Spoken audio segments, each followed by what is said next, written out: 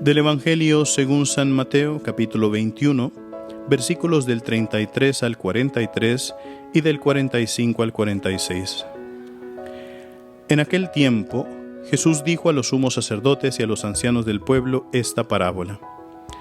Había una vez un propietario que plantó un viñedo, lo rodeó con una cerca, cavó un lagar en él, construyó una torre para el vigilante y luego la alquiló a unos viñadores y se fue de viaje.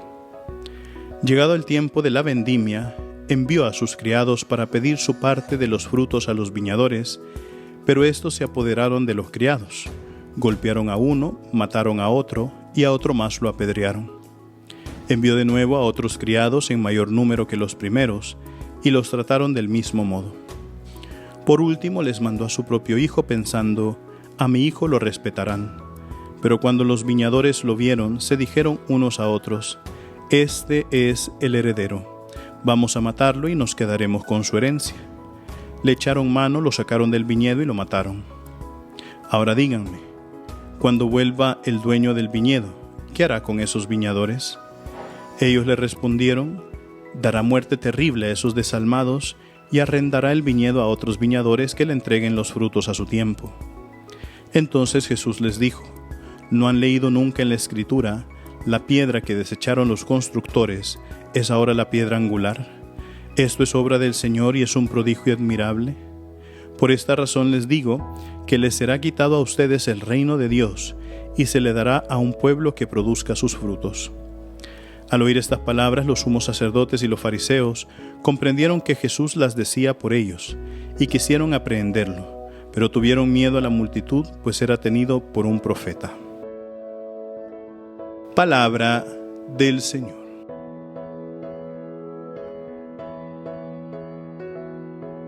Queridos hermanos, estamos ya casi cerrando esta segunda semana del tiempo de Cuaresma y el Evangelio de hoy nos ha presentado esta parábola de cómo se da un poquito el tema de los frutos con las bendiciones o con las capacidades que el Señor entrega a cada uno. Nosotros sabemos que Dios, cuando eligió a un pueblo, lo eligió sabiendo de que era el pueblo de su heredad, que era un pueblo que provenía también de su corazón. Y por eso vemos nosotros que en Abraham, en Isaac, en Jacob, vemos cómo ellos se mantuvieron fieles y cómo de ellos sacó pues aquello que le prometió a Abraham, ¿verdad? De ti sacaré una descendencia que será tan grande como las estrellas del cielo y te daré una tierra que será tan amplia como las arenas del mar. Y hasta el día de hoy se le sigue cumpliendo a Abraham esa misma promesa, porque todos nosotros, queridos hermanos, también somos hijos de Abraham. Sin embargo, nosotros hemos ido viendo que a lo largo de la historia, la evolución del pueblo de Israel no siempre ha mantenido la vista puesta en el Señor, o no siempre ha tenido el corazón dócil en Dios para avanzar como el Señor quería.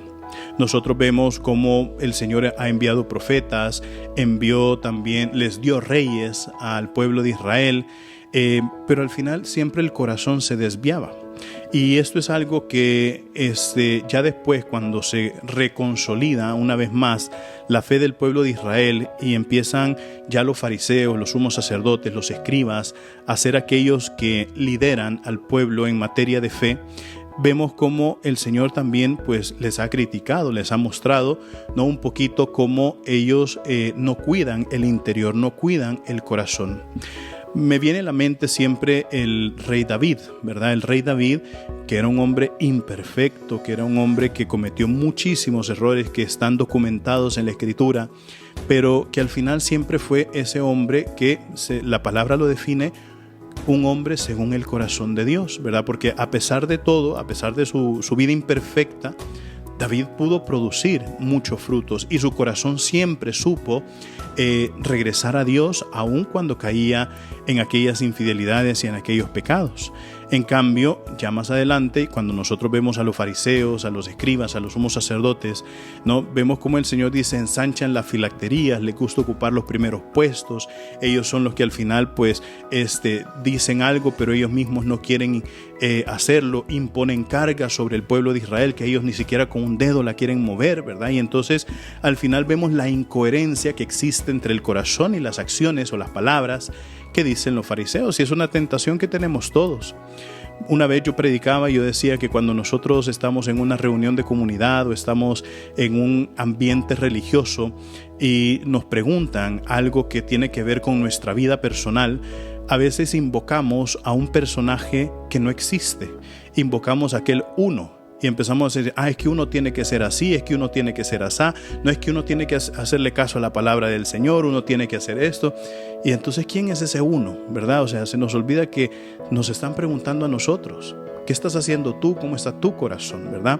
Pero en ese miedo de querer abrirse y de querer decir, yo esto es lo que soy, esta es la persona que soy, con mis miserias, con mis cosas buenas, con mis cosas malas, con mis pecados, con mis logros, pero esto es lo que soy, ¿verdad? Y yo soy esto porque el Señor me tiene aquí, ¿verdad? Entonces, ciertamente, claro, el Señor ha dicho hoy a aquellos que no son capaces, ¿no?, de abrir el corazón, a ustedes se les quitará el reino de los cielos, y lo de los reinos de los cielos se les dará a otros, los frutos que puedan producir se les dará a otros.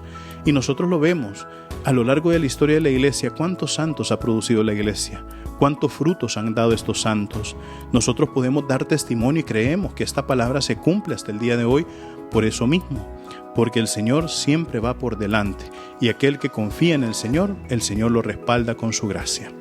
Recuerden, mis queridísimos hermanos, nosotros somos lo máximo para Cristo. Así sea.